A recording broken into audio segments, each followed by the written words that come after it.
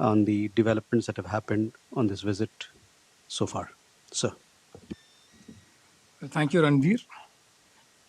Good afternoon, dear friends. Let me try and give you a broad readout of the visit.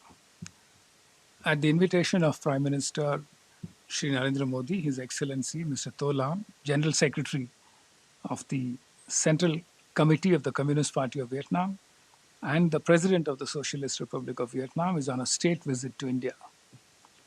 The visit started yesterday, 5th of May, and will conclude tomorrow, 7th of May.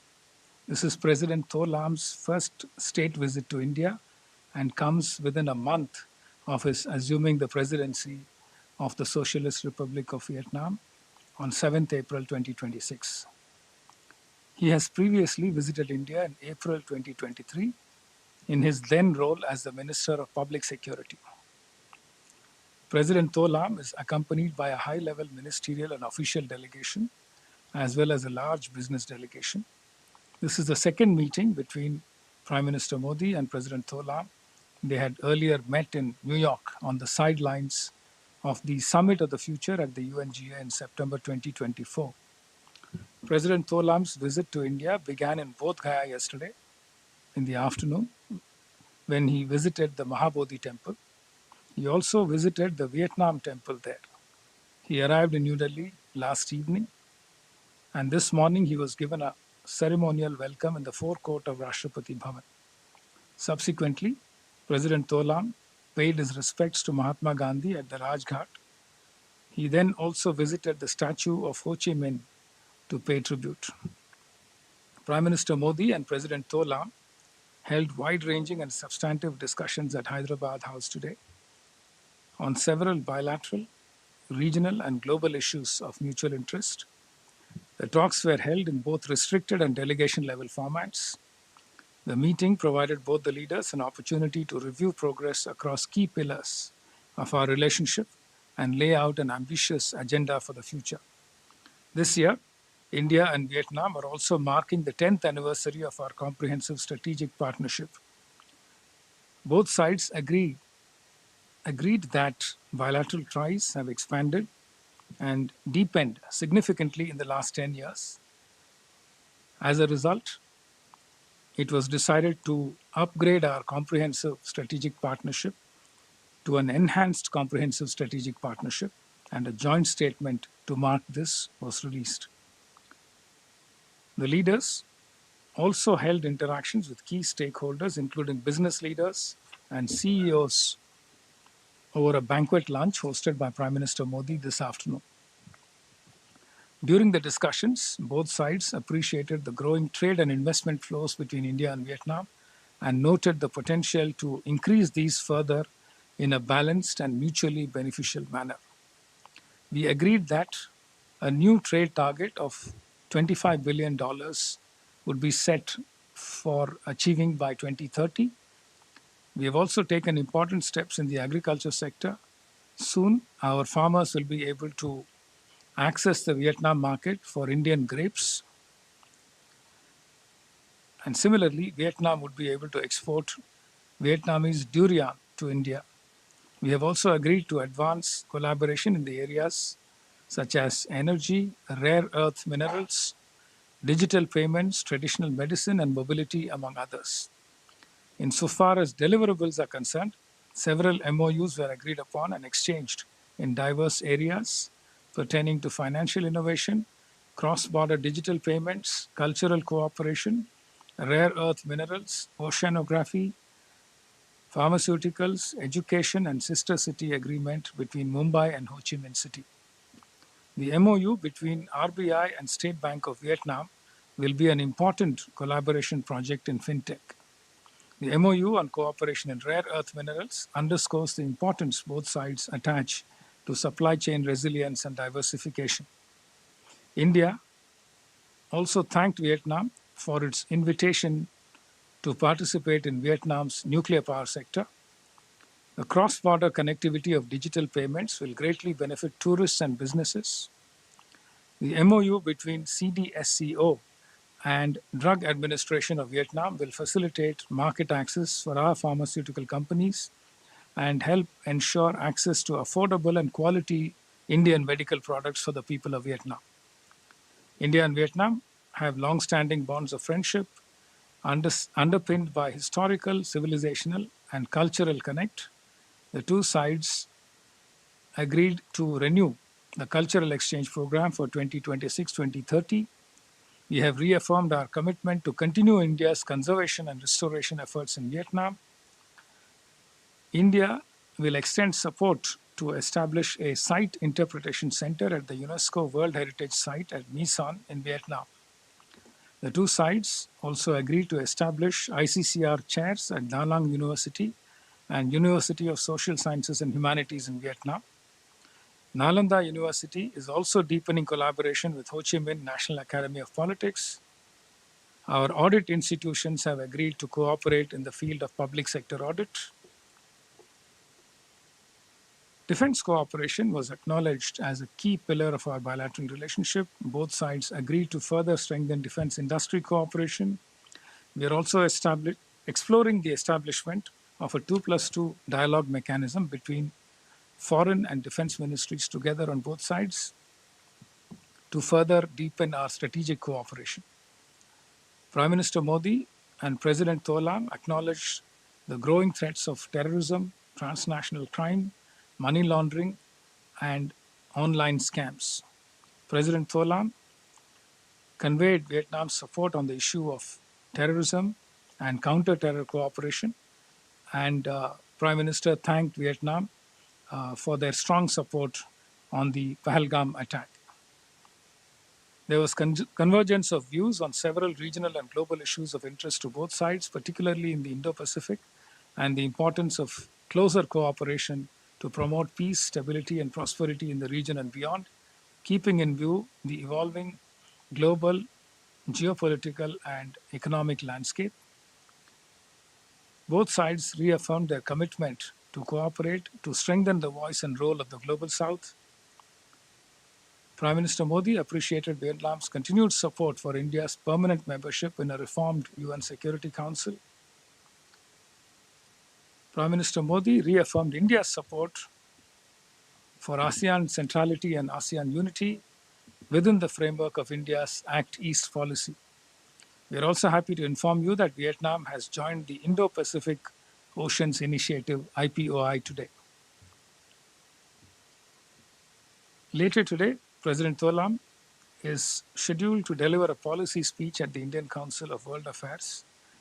Thereafter, both sides are together organizing an innovation forum with the participation of businesses, think tanks, policymakers in the field of technology and innovation. Honorable Rashtrapati Ji will meet President Tholam in the evening and host a banquet dinner in his honor. President Tholam is scheduled to visit Mumbai tomorrow for interactions with the state government there and also our businesses under the Vietnam-India Business Forum. President Tholam invited Prime Minister Modi to visit Vietnam again. Prime Minister Modi accepted the invitation in principle and said suitable dates can be worked out through diplomatic channels. Overall, the engagement between the two leaders has infused new energy and momentum to India-Vietnam relations. The outcomes today, as summarized in the joint statement, reflect the scope and scale of our new ambition. Thank you very much. With that, we open the floor for some questions. We'll go from Huma. So, I'm Huma Siddiqui with the Stat News Global. You talked about the defense cooperation. So, was there any talk related to the BrahMos missile? Because that's something that Vietnam has been wanting. And the second, in the maritime cooperation, was there any discussion? Maritime cooperation. Siddharth, Hi, sir, Siddhant from Vion. But I think everyone wants to ask about BrahMos. But my question is, since ma'am was already asked about BrahMos, is on rare earths. So what's the plan like with Vietnam when it comes to going forward in that domain? Right. Keshav? Thank you, Secretary Keshav Padmanabhan from The Print. My first question is on this. In the joint statement, you mentioned lines of credit for defense. Can you give us a sense of what has these lines of credits been achieved? Has there been any discussions on expansion?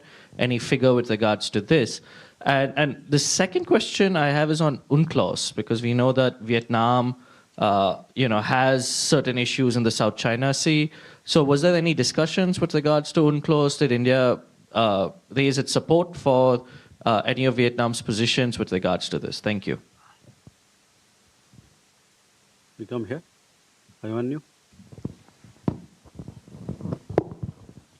Good evening, sir. Abhimanyu Sharma from CNBC TV 18. Sir, if you can shed some light on the kind of collaboration Vietnam is going to have with India on digital payments, particularly the usability of UPI outside India in Vietnam. Neeraj. Neeraj news 18 India से हूँ sir. आपने कहा कि भारतीय किसानों को फ़ायदा होगा आज के एमओयूज़ के ज़रिए, या फार्मास्यूटिकल्स को भी फ़ायदा होगा, वियतनाम का मार्केट भारत के लिए खुलेगा, उसके बारे में थोड़ा सा प्रकाश डालें। Farmers and farmers. Sir, we can take these questions. Okay. Okay, I think the first one was about BrahMos. Let me try and provide a broader context for our defense cooperation. Our defense cooperation, the basis for that is the joint vision statement for defense partnership 2030. So there are a number of areas listed under that for taking forward our defense cooperation.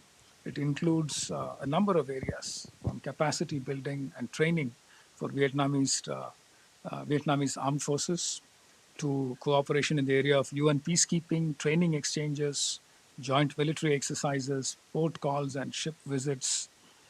We've done a joint hydrographic survey together, defense cooperation, a number of things have happened in the past, and also maritime cooperation, maritime security cooperation. It's a very, very important area. In addition to that, we have MOUs that are already operational in the areas of submarine rescue and HADR support, mutual logistics support, and of course, cooperation in various aspects of defense industry. We are also looking at instituting a 2+2 dialogue, which will include the Foreign Ministry and the Defense Ministry on either side. We are also pursuing an agreement on wide shipping information sharing, cyber security, and also AI-enhanced security measures. There is also an ongoing cooperation on transnational crime involving the navies and the coast guards. We had a visit of the member companies of the Society of Indian Defense Manufacturers visiting Vietnam in March 2026 to explore opportunities for defense procurement by Vietnam, to understand their needs and to see which of those needs can be met by our defense agencies, defense companies. Prime Minister, in fact, offered help with maintenance and MRO support for platforms that Vietnam has, such as the Sukhoi 30 and the Kilo class submarines. So there is a whole lot of things happening in the area of defense. There is also the question of lines of credit. In fact, during the Prime Minister's visit, we had announced lines of credit worth $500 million, out of which for $300 million, projects have been identified and tendering processes are going on for the procurement of 14 high-speed patrol boats and 3 to 4 OPVs, depending on the cost at which they are tendered. And $200 million more will involve the next stage of LOCs. That could involve upgradation of some ships that belong to the Vietnam Navy, and also purchase of submarine batteries. So these are all things that will come up in the second stage with the remaining $200 million. So for LOCs, that is the status. On BrahMos,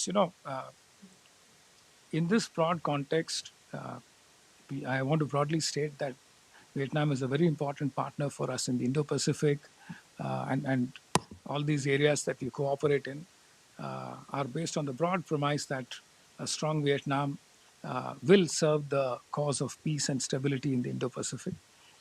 We do talk about a number of platforms, and the BrahMos platform is also one of them. And you know, watch this space.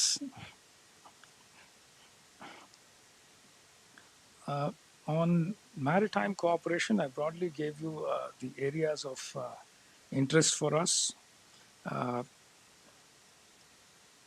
LOCs of defense also, we just went over that. On UNCLOS, let me just try and summarize our position.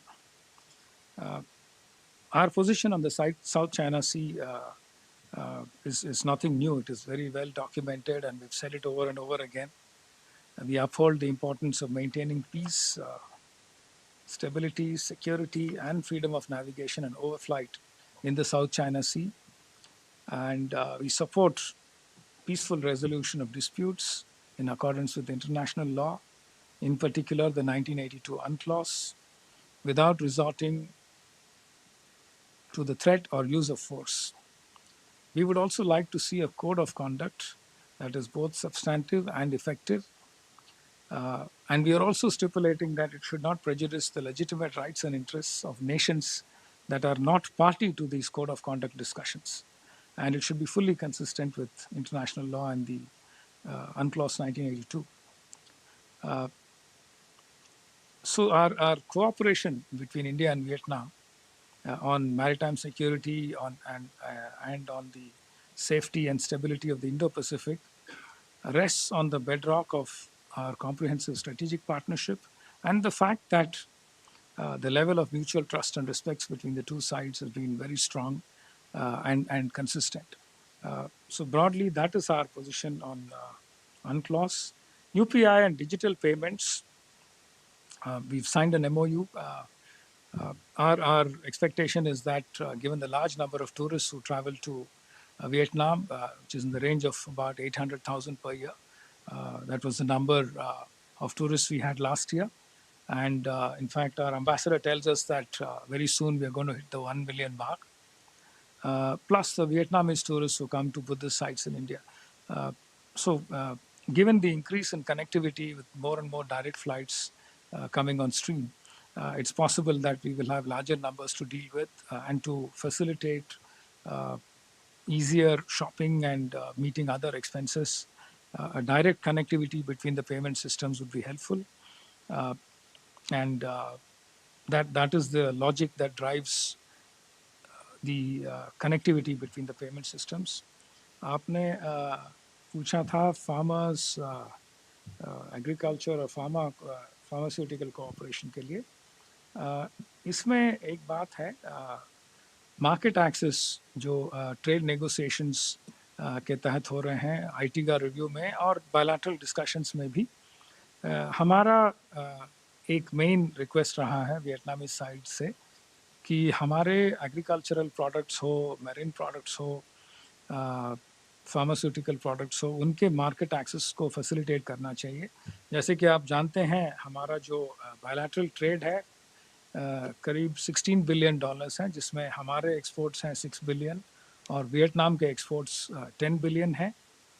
और इसमें हमारे pharmaceutical exports के लिए main request ये है कि जो हमारे ड्रग्स और ड्रग कंपनीज यूएस एफडीए या यूरोपियन मेडिकल अथॉरिटी EMA के अप्रूवल्स प्राप्त कर चुके हैं, उनके ड्रग्स के अप्रूवल्स को फास्ट ट्रैक करना चाहिए. वो हमारा एक ब्रॉड रिक्वेस्ट है आसियान साइड से और हमारे ASEAN individual member state partners से भी.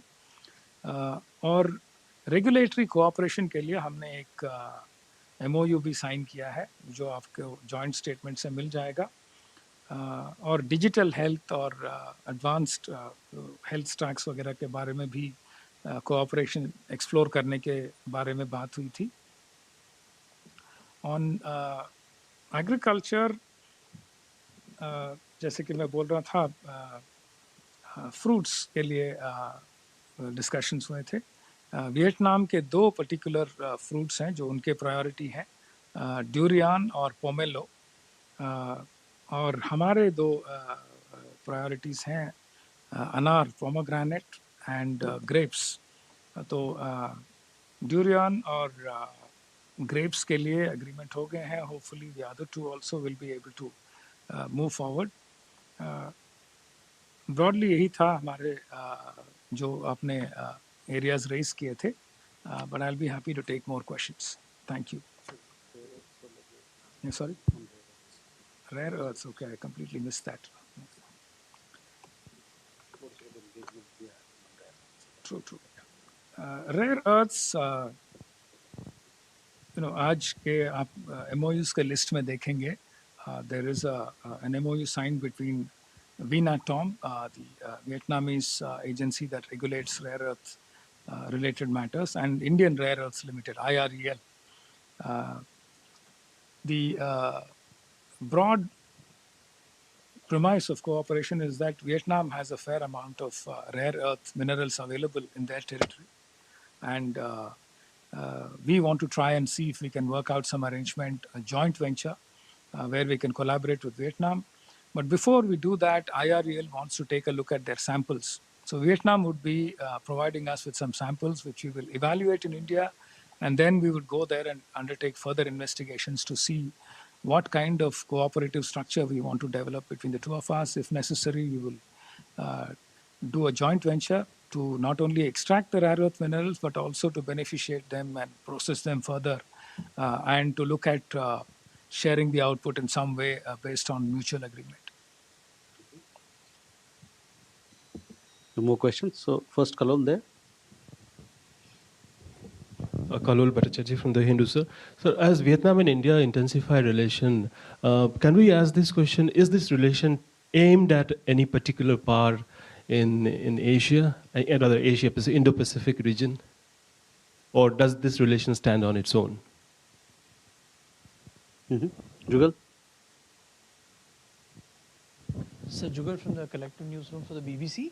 Just a small clarification. You mentioned Prime Minister spoke about MRO facilities for Sukhoi 30 and the submarine batteries. Could you just elaborate a bit on that? Is this something from this visit, or you were mentioning something about the past agreements? Thank you.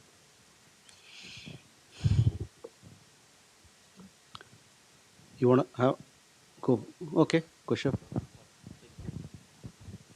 Thank you again, Keshav Padmanabhan from The Print, and thank you for the second question. I just wanted to delve into the ITGA review because I know it's 10 different countries, but from what we've read in the past, Indonesia and Vietnam, where the opening of tariff lines is agreed to, has been sort of difficult. So what was sort of discussed with President Olam with regards to ITIGA so that this review can be conducted and concluded as fast as possible? Has there been any deadline that Vietnam is willing to support within the larger ASEAN framework for this? Thank you. Avanyu.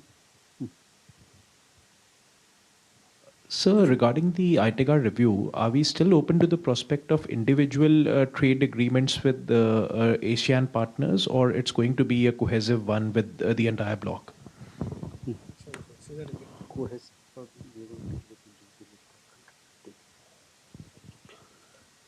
So we can take these questions.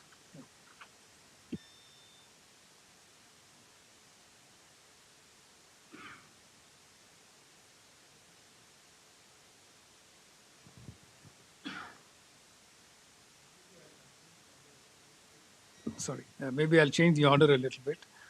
Let's start with the last one first. ITGA review status. ITGA review is discussed at a very broad level when it comes to heads of state or heads of government.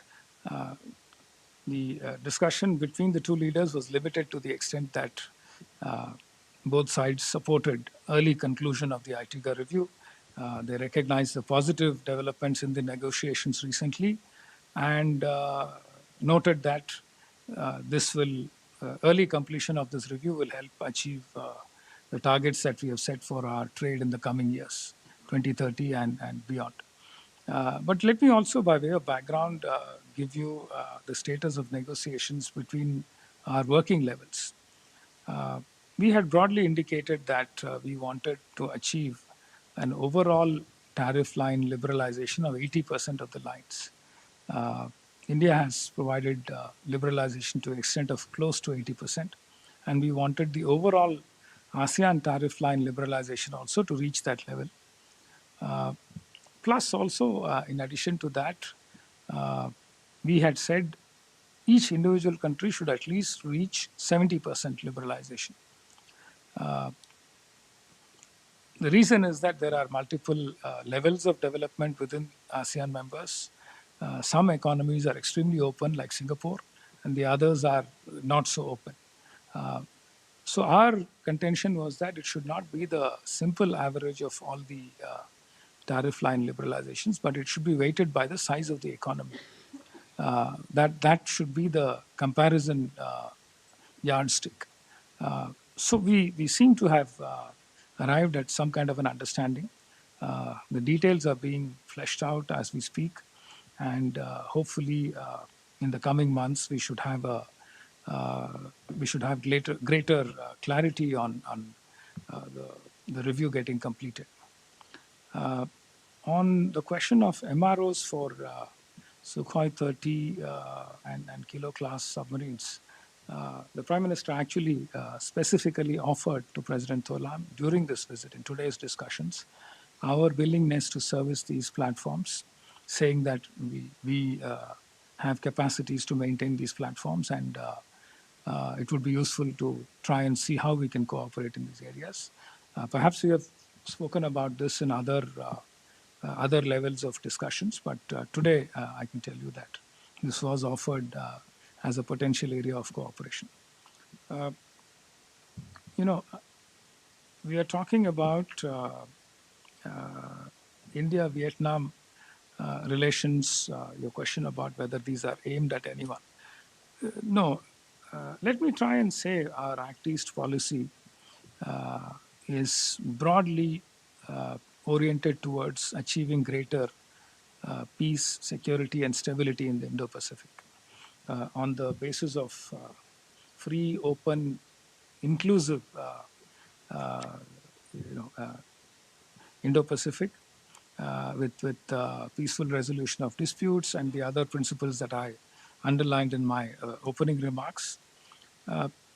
So to that extent, all partners who are willing to work with us under various platforms, including the one that we lead, which is the Indo-Pacific Oceans Initiative, which has 7 pillars, and there are about 23 members who join us to lead or co-lead various parts of these 7 pillars. Our broad expectation is that our trusted partners will work with us to enhance stability and security in the Indo-Pacific. And Vietnam is something, a country that we consider as a very, very key partner in the region, given the levels of trust we enjoy with them, given their own independent foreign policy, and the fact that we are very, very close partners in the global south. So broadly, these are the drivers of our relationship in terms of working to secure the Indo-Pacific and ensure stability.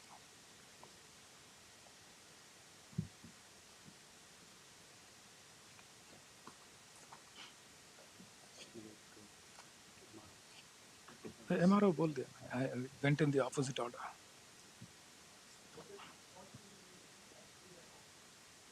Sorry?